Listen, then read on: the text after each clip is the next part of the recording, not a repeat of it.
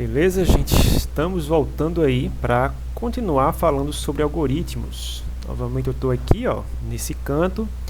E no vídeo anterior eu tinha falado sobre o que é um algoritmo e tinha dito que ele tem pelo menos 4 formas de ser representadas. Então vamos agora continuar falando sobre quais são essas formas. E o nosso objetivo, para que você fique se perguntando, meu Deus, o que é que eu estou fazendo aqui? E obtenha uma resposta, o que é que você está fazendo aqui?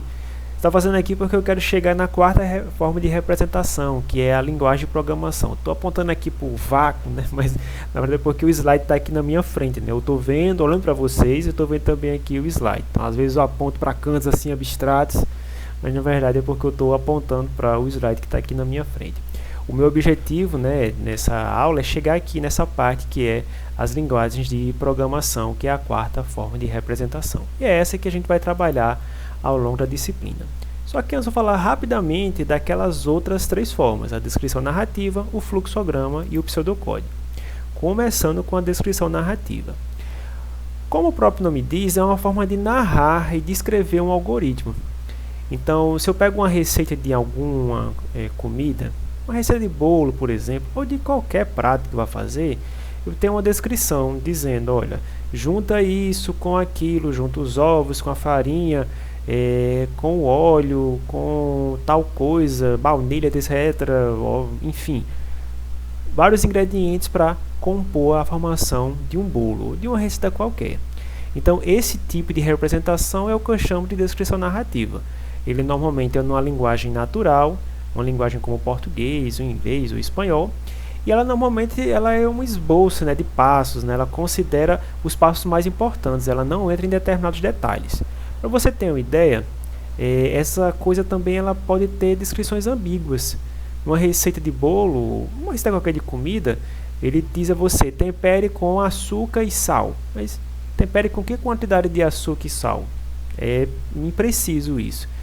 Um computador não conseguiria entender esse tipo de coisa, né? No fundo, talvez um robô muito inteligente conseguisse entender, né?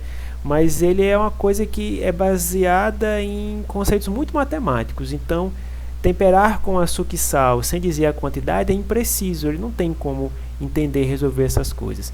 Então, não é útil ter uma linguagem, uma forma de programar um computador usando descrição narrativa, por causa das ambiguidades que qualquer língua humana tem. Para dar um exemplo, né? Aqui eu tenho um algoritmo para chegar na aula pontualmente. Imagine que para chegar pontualmente nessa nossa aula que começa às 7 da manhã, eu tenho que acordar de 5h30, eu tomo um banho, eu tomo um café da manhã, eu pego minha mochila e saio para a parada de ônibus para pegar o ônibus para chegar cedo. No mundo normal, né, quando a gente pegava ônibus para ir para algum canto, ou pegava um carro para ir para algum canto, né, era assim, né? Hoje não está mais desse jeito, né? Eu apenas termino de tomar café e ligo aqui o computador para começar a aula. Mas enfim, presuma que isso era um algoritmo antigamente. E nesse algoritmo o grande problema é o seguinte, aquela que eu marquei ali em laranja, o tomar café da manhã, o que significa tomar café da manhã, né? Que passos eu vou executar nesse processo aí?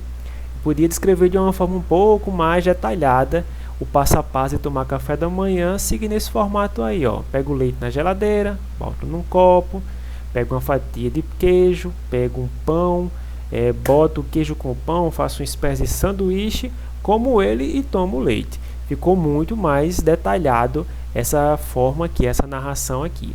Mas novamente, não daria muito para programar com descrição narrativa, por causa das ambiguidades que uma linguagem natural tem. Outra forma de representação interessante é o fluxograma. O fluxograma ele usa desenhos, né? Ele usa figuras geométricas para representar as etapas, os passos para você chegar na resolução do seu problema. Ele usa esse conjunto de símbolos aqui, um símbolo para marcar o início, outro para marcar a entrada de dados, um para marcar as instruções, né, a parte que o processador está executando, outro para representar a saída, né, aquele momento onde você vai ter a resposta. E também tem um símbolo para que o computador possa tomar decisões, ou seja, chegou no momento que eu tenho um resultado. Eu calculei uma média, eu tenho um resultado. Eu vou dizer a ele se ele está aprovado ou reprovado. Então ele tem que tomar uma decisão, que é baseado no fato dessa média ser maior ou menor que um valor. Então esses símbolos aqui reunidos e permitem fazer um algoritmo de forma gráfica. Essa é a ideia do fluxograma. Então, esse aqui seria um algoritmo representado com o fluxograma para fazer a troca do pneu de um carro. Você vai começar a afrouxar as porcas, vai subir o carro. Quando o carro já estiver fora do chão, você pode substituir o pneu. Mas se o carro não estiver fora do chão, você tem que elevar um pouco mais o carro. Vocês viram que tem ali esse símbolo aqui, ele representa a tomada de decisão. É uma parte onde você pode decidir se o carro saiu ou não do chão, senão você eleva um pouco mais. No momento que ele realmente saiu do chão, é que você vem para essa etapa de substituir o pneu. Então esse exemplo aqui ilustra bem como é que funciona essa ideia do fluxograma. Ele vai fluindo, né? Por isso que é fluxograma, ele vai fluindo em etapas até que chega aqui no final, e depois dessa última etapa aqui de apertar as porcas, você teria tecnicamente trocado o pneu. Então, se você seguir esse passo, você tecnicamente troca um pneu. Então, esse é um algoritmo em fluxograma para trocar o pneu de um carro. Bom, numa aula normal, presencial, pararia agora e deixaria um tempo para que vocês fizessem um exercício para trocar a lâmpada, uma lâmpada queimada, usando o fluxograma, para a gente treinar um pouco. Mas como a aula está aqui no formato remoto, acho que não faz muito sentido. Então eu vou mostrar aqui como é que ficaria esse fluxograma para trocar a lâmpada.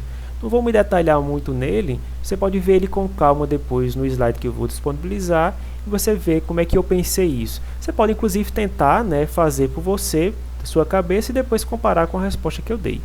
Acho que a minha resposta e a sua vão estar mais ou menos parecidas. Então não se preocupe se é muito diferente, apenas olhe e veja a minha lógica para ver o que poderia mudar na sua.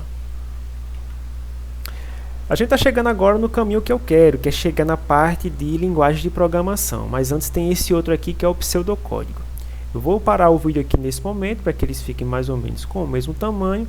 E eu volto já já com a parte de pseudocódigo e linguagem de programação.